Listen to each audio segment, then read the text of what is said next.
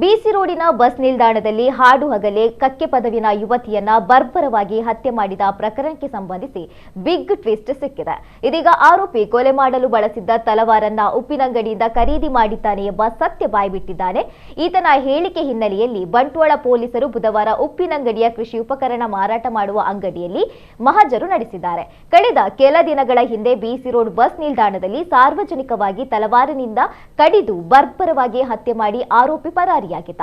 ಆರೋಪಿ ಚೇತನ್ನನ್ನ ಪೊಲೀಸರು ಮಂಗಳೂರಿನಲ್ಲಿ ಬಂಧಿಸಿದ್ರು. ಈ ಸಂದರ್ಭ ಇಲಿ ಪಾಷಾಣ ಸೇವಿಸಿದ ಕಾರಣಕ್ಕಾಗಿ ಈತನನ್ನ ಪೊಲೀಸರು ಆಸ್ಪತ್ರೆಗೆ ದಾಖಲಿಸಿದ್ರು. ಜುಲೈ 28ರಂದು ಚಿಕಿತ್ಸೆಯಿಂದ ಬಿಡುಗಡೆಗೊಂಡ ಆರೋಪಿಯನ್ನ ಪೊಲೀಸರು ವಶಕ್ಕೆ ಪಡೆದುಕೊಂಡು ನ್ಯಾಯಾಲಯಕ್ಕೆ ಹಾಜರುಪಡಿಸಿದ್ದರು. ಹೆಚ್ಚಿನ ವಿಚಾರಣೆಗಾಗಿ ಆತನನ್ನ 4 ದಿನಗಳ ಪೊಲೀಸ್ ಕಸ್ಟಡಿಗೆ ಪಡೆಯಲಾಗಿತ್ತು.